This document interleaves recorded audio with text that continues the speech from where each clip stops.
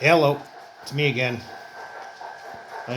Just a quick update. I'm still messing with this homemade Allegheny with the big 78-inch or 79-inch drivers. Um, I added some taillights in the tender that when you actually use the brakes, they get brighter. I added a reverse light, and I finally got some traction tires that work for this thing. So if anybody has a 464 or 462 Riverossi, you might want to look into getting the 22 millimeter Mocklin, I think that's the way you pronounce it, HO scale tires. They don't really narrow out when you stretch them over the rim.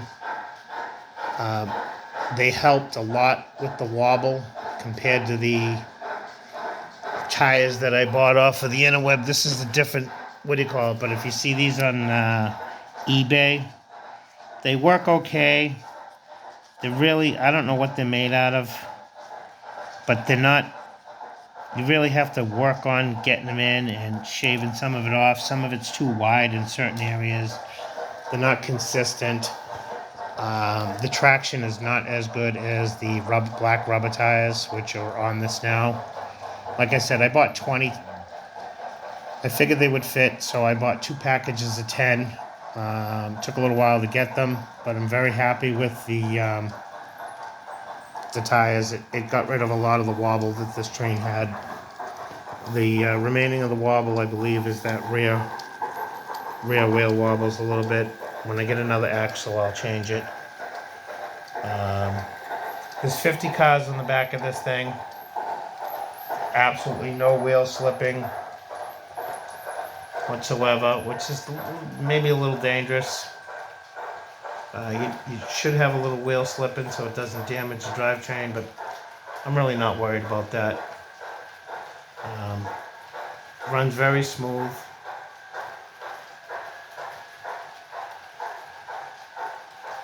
You can see it.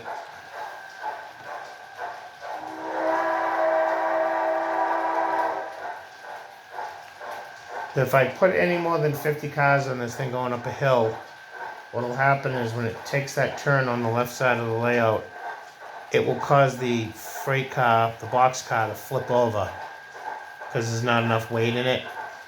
I mean, this is a very, very heavy train. And you can just see how it makes it up this hill. Of course, it's got DCC in it, so the decoder compensates for the extra power that it needs to get up the hill. So I don't have to adjust the throttle or anything. That right there is about an eighth of a throttle.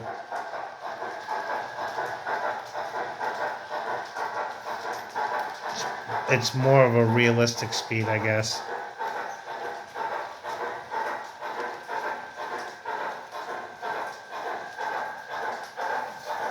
Let's speed it up a little bit.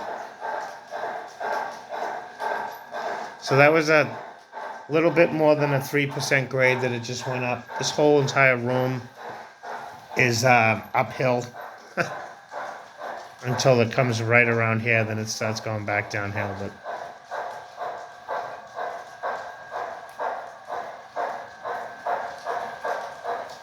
that was me speeding it up.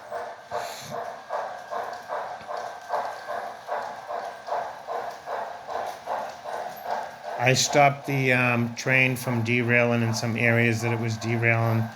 The drivetrain needed a little bit more play, to have a little bit more flexibility.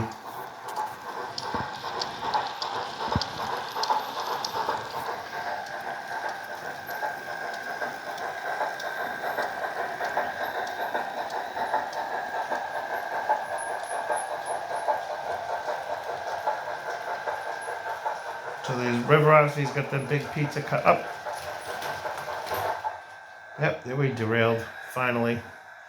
The pizza cut is, the Riverossy's got the big giant pizza cutter flanges, so it kind of wobbles through the switches. Let me fix that.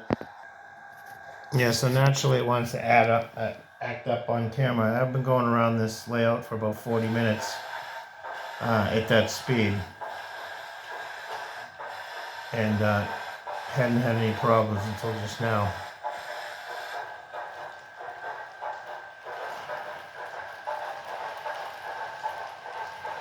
Let's see if it makes it around again without.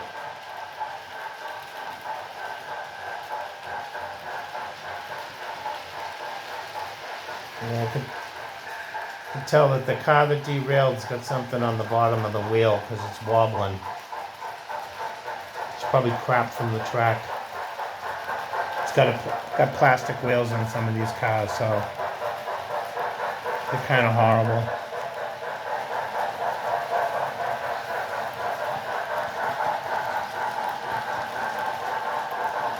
Anyway, yeah, it runs a lot better with the Michelin rubber tires. It was they were 22 millimeter. I've been checking on the internet for a year trying to find something like that, and they finally popped up on eBay. So if anybody needs any for a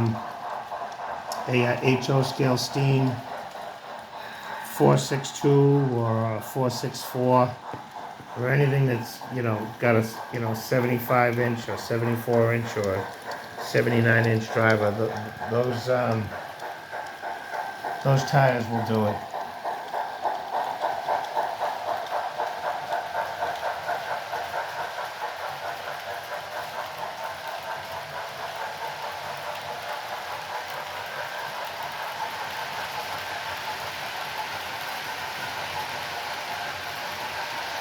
The other thing I want to discuss before I end this video. Now, right now I'm using a cheap Bachmann DCC controller. Now, there's 50 cars in the back of this thing. And with the cheap Bachmann DCC, this thing has plenty of amperage to make this train move with all that weight. And most of the time, we're going to switch over to the Digitrax DCS. Most of the time, look, see how it struggles? Sometimes it won't even move. It won't move. And it only, like right there, I'm up on the power. See how long it took that to go? Now, I'll switch back to the Bachmann controller. And obviously we got wheel slipping. Oh, we got some wheel slipping, which is okay. I don't really care about that. But it looks like the chassis is bound up, but it's not. It's just there's not enough power in the Bachmann controller to get the train to move. It really, really struggles. So I was just wondering if anybody had noticed that with their Digitrax controller. The cheap Bachmann seems to have a little bit of more amperage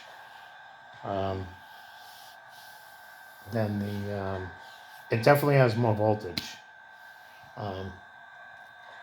but it seems to have more amperage. So anyway, thanks for watching. Leave a comment and have a great day.